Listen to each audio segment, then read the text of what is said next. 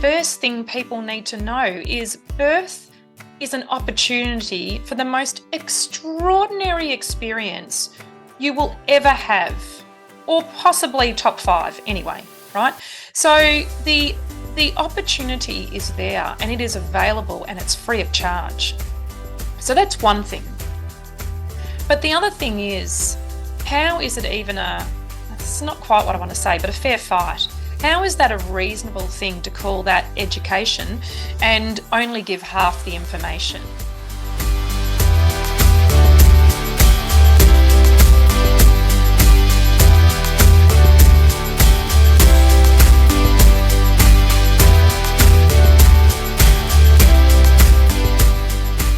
Hello, Quanta folks, and welcome to episode 10 of Fark the Shoulds podcast.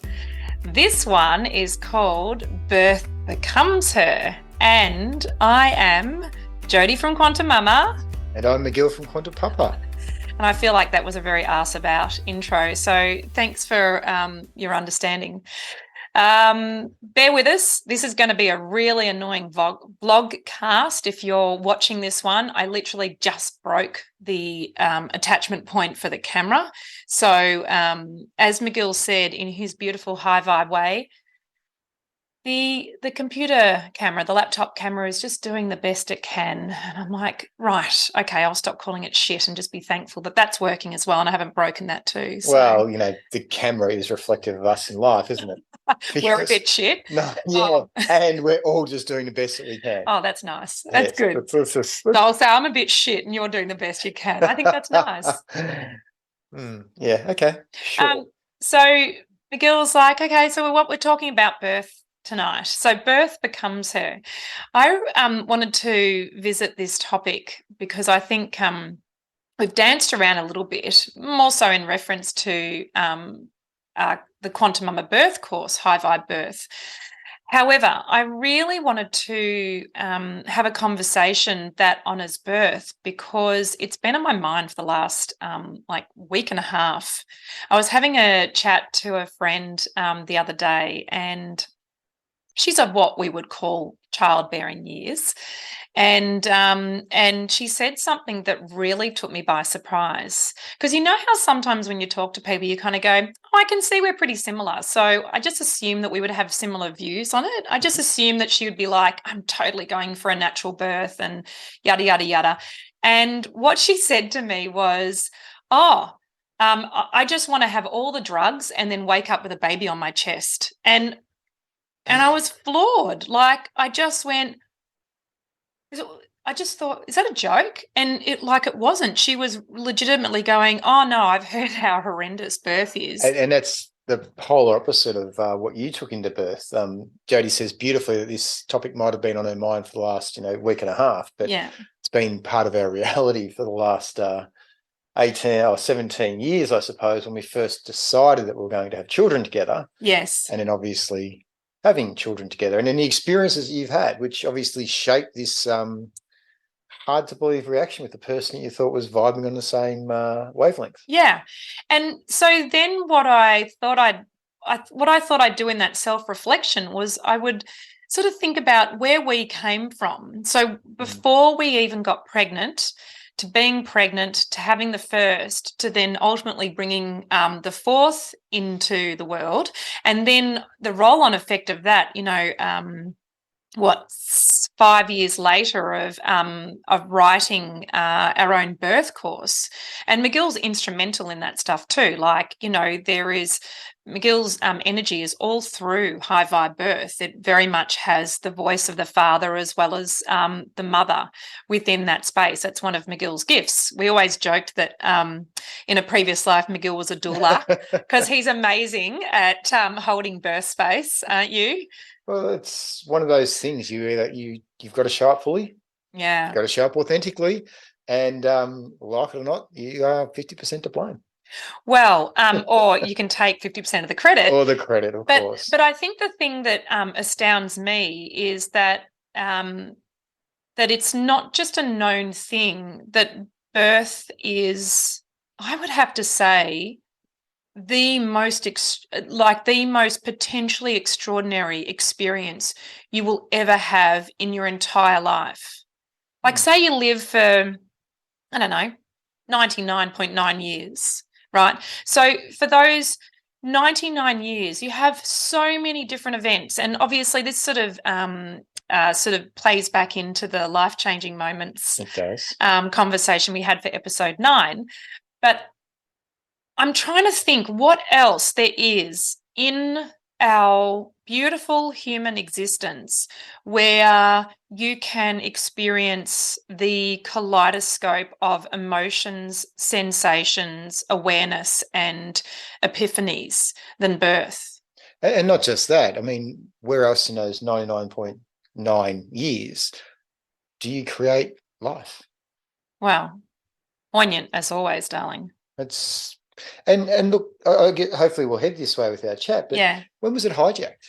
When was it suddenly, oh my gosh, when did we suddenly become afraid of this sort of stuff? When did it suddenly become we were so fearful of something we've never done before that we would do anything we could to go around it? Oh, and not experience it. I mean, I think that's why I was so shocked. And I don't want to take away from this woman because, in all honesty, I do really believe that women or families should experience birth.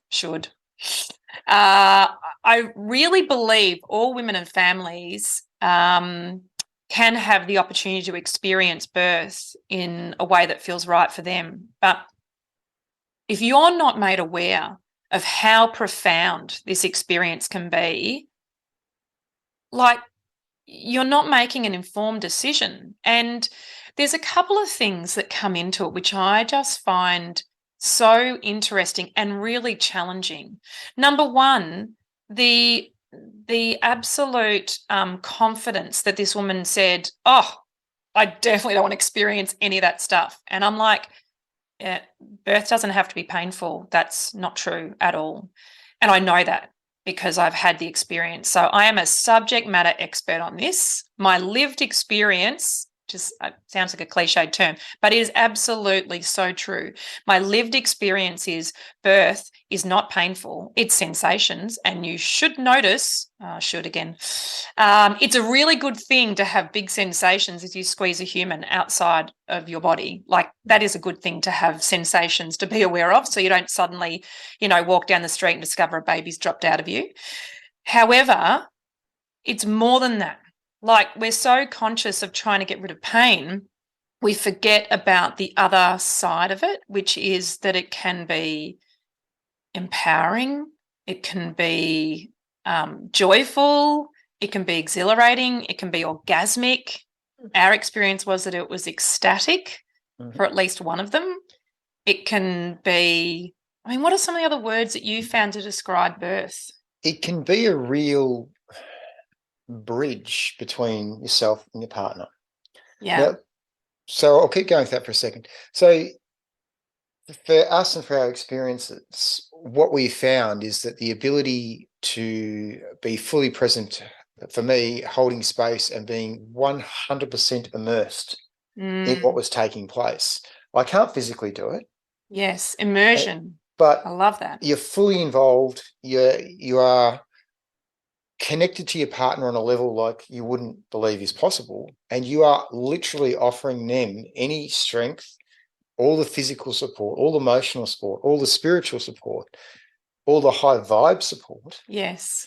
As they move through each stage. And that's what I see with birth is it's just this real potential to get back down to the absolute nuts and bolts of who you are as a couple, and what you're doing. And that's what we did. We broke it right down. We had other beautiful people around us that supported us. And it was a community, but also an achievement between yourself and I. And I walked away from all of our births with a real sense of, pride is probably the word, and joy about the role that I had played in it. And ownership as well. Like, you really own the experience, don't you? And strengthened for me the connection with the end result. Yeah. Of the child. Yeah. Yeah, it did, didn't it? I just want to come back, and this is back to people's perceptions becoming their reality. Yes. People's beliefs becoming their reality. If you need to change a belief, or you put a positive affirmation in and you work that through you and make that part of who you are, you can change so much of yourself. But the same goes with a negative one. Yes. If you are there going, I just know it's going to hurt. I just don't want it to happen. You've already convinced yourself of what your reality is going to be or is most likely to be. And it's that thing that we were talking about, I think, the other day, about the universal field doesn't assess what you're saying. Like, the universal field hears you. It's paying full attention to you. So it hears whatever it is you think, feel, say. And it's going to provide that experience for you. Absolutely. It is.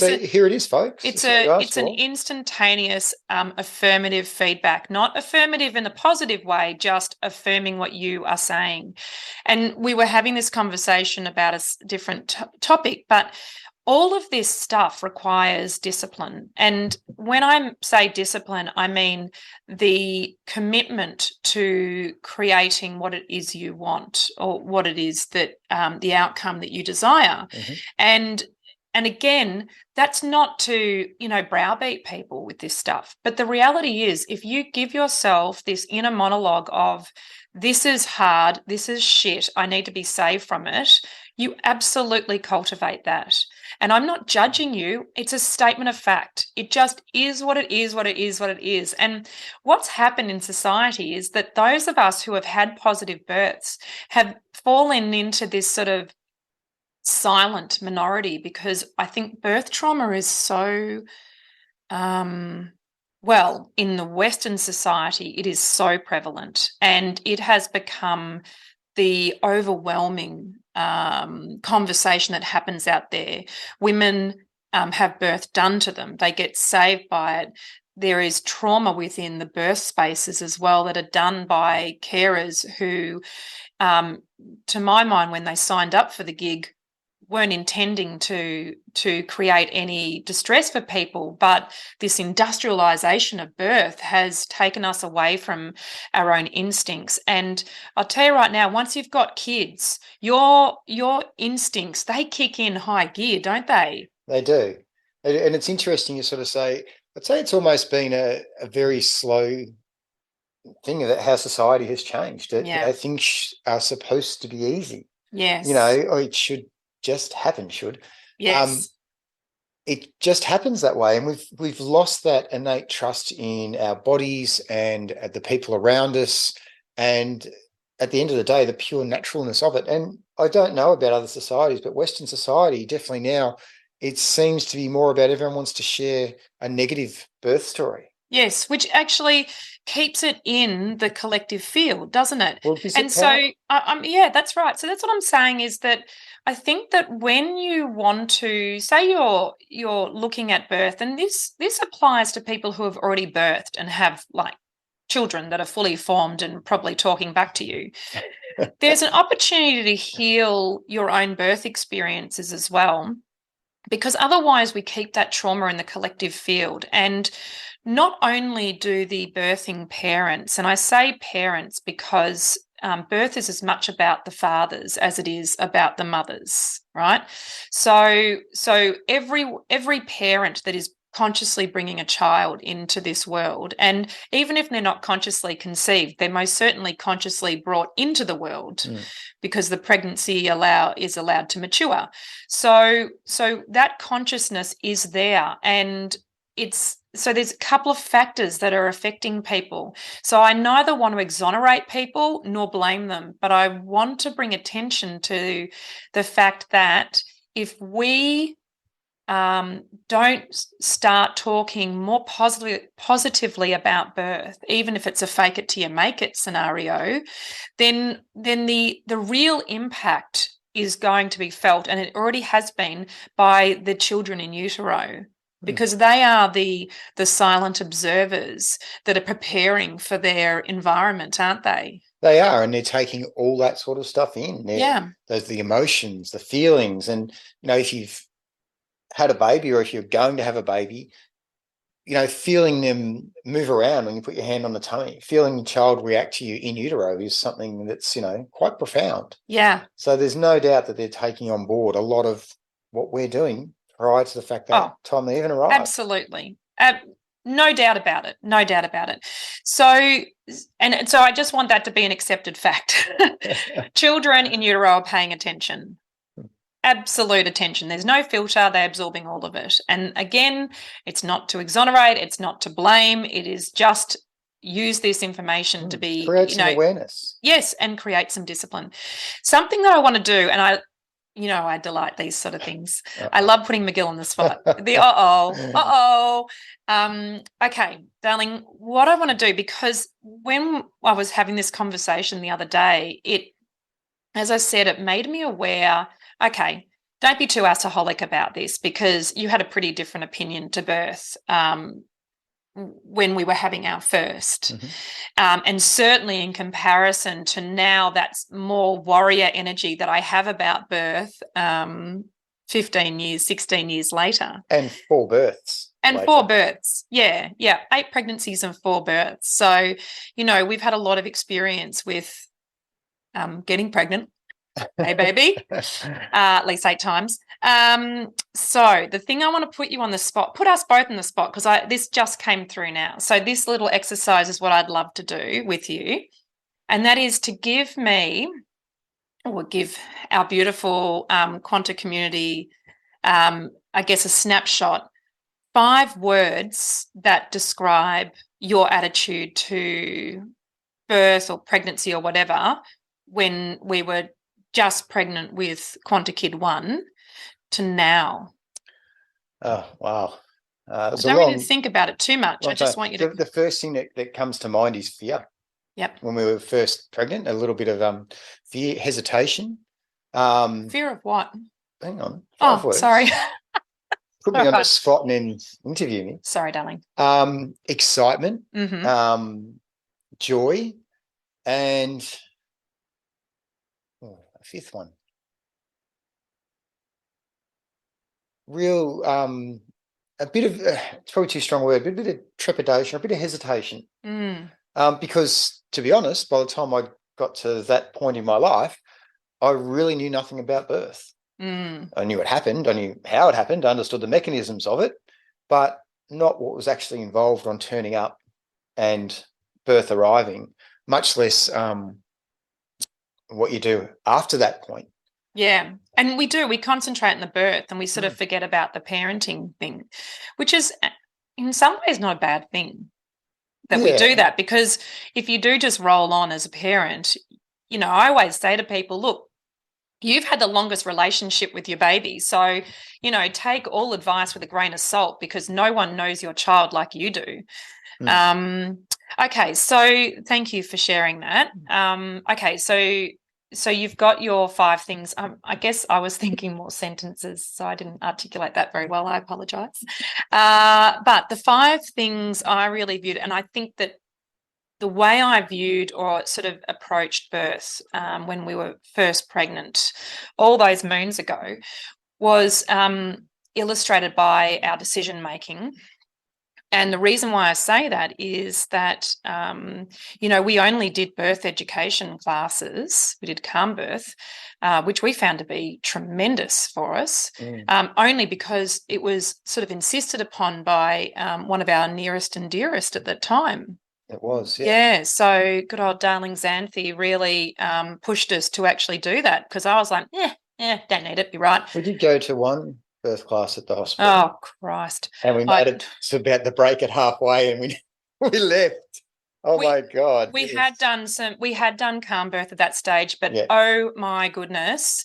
If we take them, I don't know if hospital classes have evolved or improved since then, but the one we went to at a tertiary level hospital in Melbourne, who ought to have known better, was an absolute disgrace. So it was it seemed like a real fear-mongering exercise. And it's funny because you take that snapshot there. Yes. If we had have just gone to there, it would not be unreasonable for you to have a similar opinion as the friend that you ran into the other day, that birth is going to hurt and it's painful and you just want it over with. Yeah. Which was almost what they were touting as what their preferred options were. Well, a large slab of that education was about what analgesic options were available to you, and not natural ones like water injections. And, water injections are subcutaneous ones. They go just under the skin. But they essentially nerve block that area and can really change sensations felt during birth. But they talked about epidural and gas and like spinal blocks and all sorts of things. And it was like it was like a little smorgasbord of this is what's available for you, and I just thought that was really inappropriate to do that to people who are very susceptible and suggestible. At no time did they talk in a way that was empowering for the birthing couple. And there's nothing wrong, as part of a holistic education, there's nothing wrong with knowing that those things are there and they're the option, but they shouldn't be the focal point of what's going on. They're the things that happen when it's time for external intervention. Yes. Now, when it's time, everyone's got to work that out themselves, right? But making those the primary focus of what to expect and what we are going to do for you / to you really takes away the chance of the power. Well, they kind of miss the bit where birth can be extraordinary. I mean, that's the first thing people need to know is birth is an opportunity for the most extraordinary experience you will ever have, or possibly top 5 anyway, right? So the opportunity is there and it is available and it's free of charge. So that's one thing. But the other thing is, how is it even it's not quite what I want to say, but a fair fight.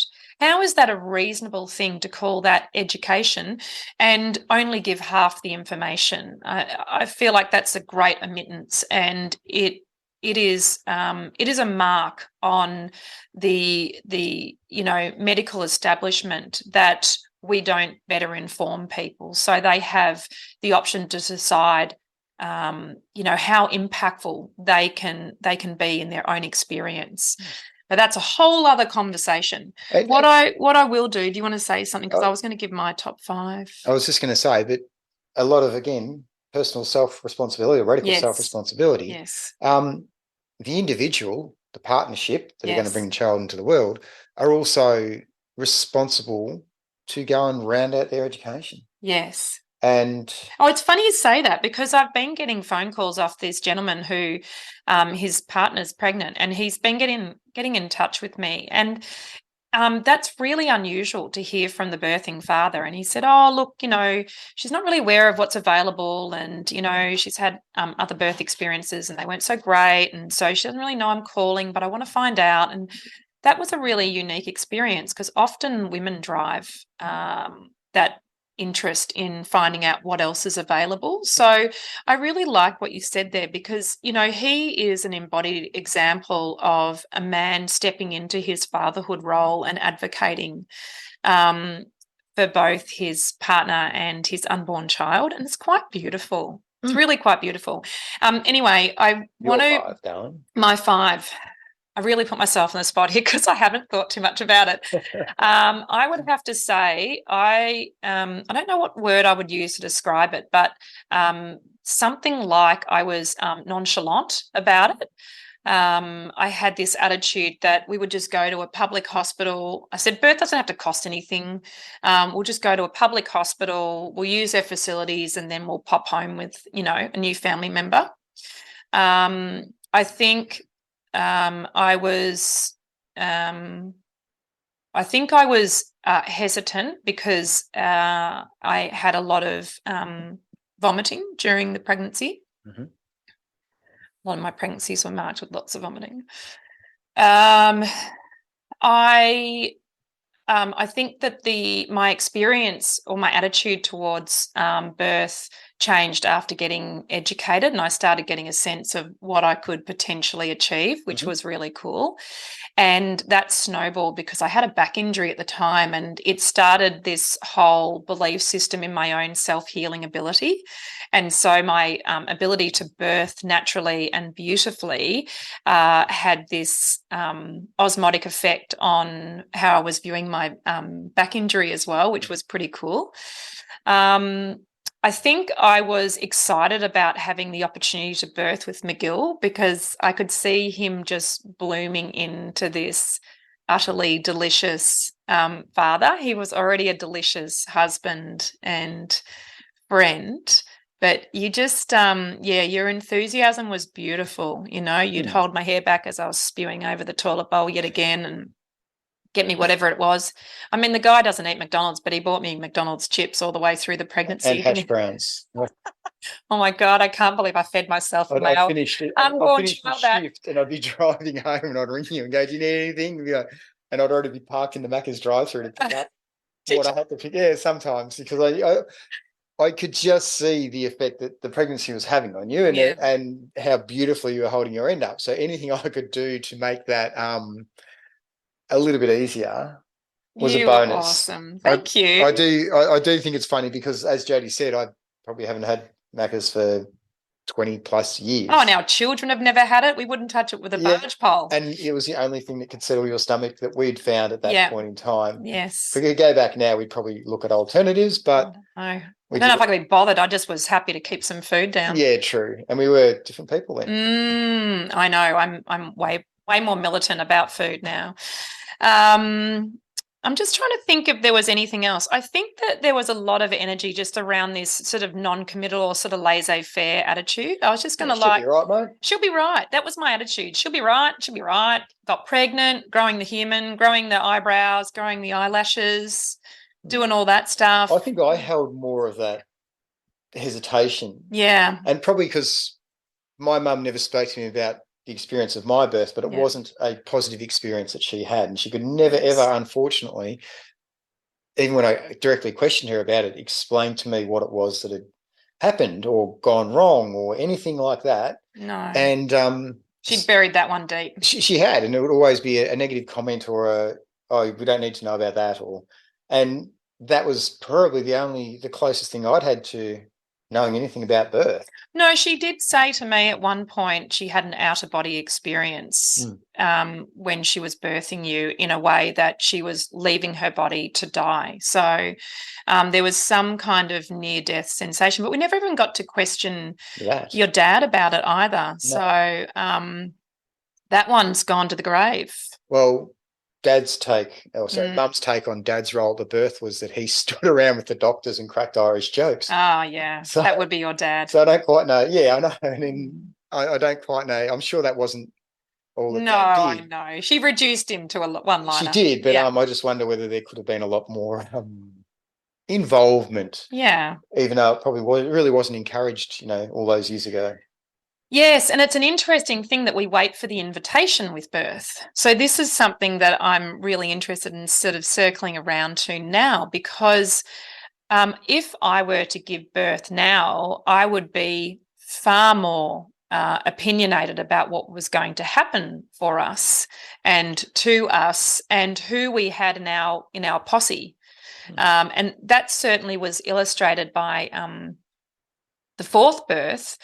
So we had a hospital birth because I was like, nah, birth cheap. Let's just go in, have the baby. It didn't cost anything to get pregnant, so let's not spend too much money on getting unpregnant. And that changed after that first birth experience, when I found out about the benefits or lack thereof of continuity of care. And when you don't have continuity of care, as in care providers that know you and know your wishes and desires and your wants and demands in some ways, because you do need to provide consent for everything that is offered and done to you. The absence of that impacts birth. That's just a reality. Women do better with continuity of care. And so that became a springboard for us where we started choosing our birth team. And so by the fourth, We had these midwives and they were beautiful, but our closest relationships were actually with our chiropractor who attended the birth. Yes. And our doula, who was just some kind of magic. She was just a magic human being.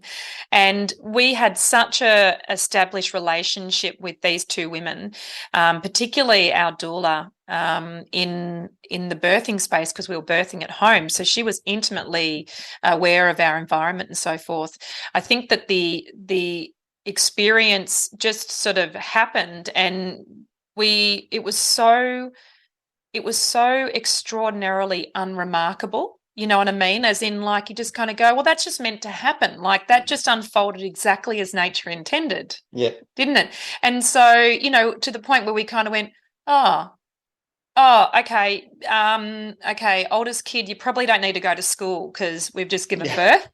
Like, it was that rearrangement of the day. It was like, the human's out of mum's body now, so we can just hang to at put home. that into context, we had our 3 beautiful older children standing beside the birth pool when number 4 arrived, and they're all dressed, or the older 2 were dressed in their school uniforms, ready to go to school. Yes. And and kids love birth. They were, or especially our eldest. You talk about me being a doula in a previous life. Well, he would be an amazing doula. He's been at every birth, including his own, of course. Yes. But very important to be at your own birth. Was up for his sister's birth when he was 2.5. Yeah. And then his brother, first brother, and then his final brother, and it was, you know, actively wanting to be involved. Yes. And that was amazing. So, and I think that's another conversation. Children at birth is highly criticised without good reason. Give me your opinion once you've had a child at a birth and, you know, it's a birth that you have actively prepared for. I'm not saying, you know, no preparation. It's all part of the landscape of creating a really positive, empowered birth experience. But what I want to do is circle around to your 5 words about birth now that we have, you know, brought 4 children earthside, and 3 of which were home births, and 1 of which you actively caught. Yes. And we have written and produced a beautiful birth course that is all about waking people up to their power, or helping them remember their power. So what are your 5 words for birth now? And we had one of the births professionally filmed as well. Oh, yeah, we have a birth film too that's used in birth courses around Australasia, so that's cool too. That was all part of the really taking the power of birth to a whole nother level for us. Yes. We don't do things by halves. No. I would have to say that birth is the 5 words I guess I would use absolute empowerment, strengthening of bonds on every level between every person that's there. Yes. So what have we got? Sorry. Empowering, strengthening bonds, natural, just, you know, almost one of those things where get out of the way. Yes. And just be there. And from a male perspective, being actively involved in the birth, just giving that, the giving of yourself, that's actually exhausting to a degree. Yeah. But it's the most rewarding exhaustion of anything I've ever done. So, yeah, vastly different look back onto what birth is with our experiences and what we've done. And it's a beautiful thing to hear you talk about, say, exhaustion, which would ordinarily be considered an undesirable thing. But I think about when you did, say, your half Ironman, like there would have been exhaustion with that. But that's all part of it. Like you take that as par for the course, and that's a positive thing. It's like a mark that you've actually completed it. Yeah, absolutely. And when I say exhaustion, it's an exhaustion.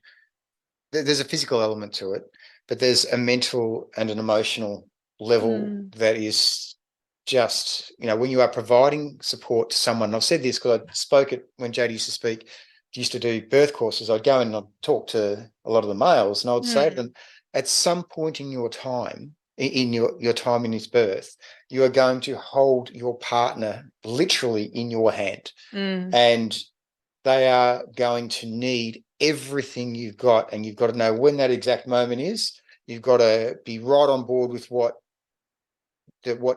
plans, what outcomes, what you wish to be using at that point in time. And you need to carry your partner across that little threshold. Yeah. And as they move into the next part. Yes. And just because I love throwing stories in, Jodi got to transition on our first birth and happily said to the hospital staff and to us, said, "That's it, I'm done. I'll go home. I'll come back and finish this another time, maybe tomorrow."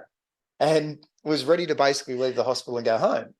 And that was a very marked one of, okay, it's really time to step in here. As much as she knew at the time that she couldn't just go home, it was that whole thing. I really wanted to, though. You really wanted to, but it was my exact time to shine there and say, "Hey, I've got you. Stay with me, darling.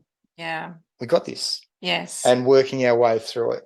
Yes. And I heard only your voice in that moment. And I think that shows the power of what's possible with conscious birthing and empowered birth education. It shows connection. It shows up in that moment. You can't know how your preparation is going to serve you when the event does, but you'll know it when it happens. You'll really know it. And then on reflection, you'll be like, thank goodness we did that stuff, because that really paid dividends. And I think that's one of the things is I would say now with birth, when you have had, say, zero experience and only have other people's experiences as your yardstick, or if you've had undesirable experiences, one of the things I will say about birth is it is a leap of faith, but it is a worthy leap of faith.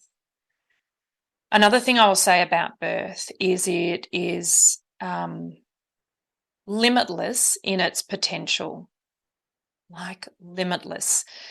It can offer a ripple effect that you won't even anticipate for years and decades after.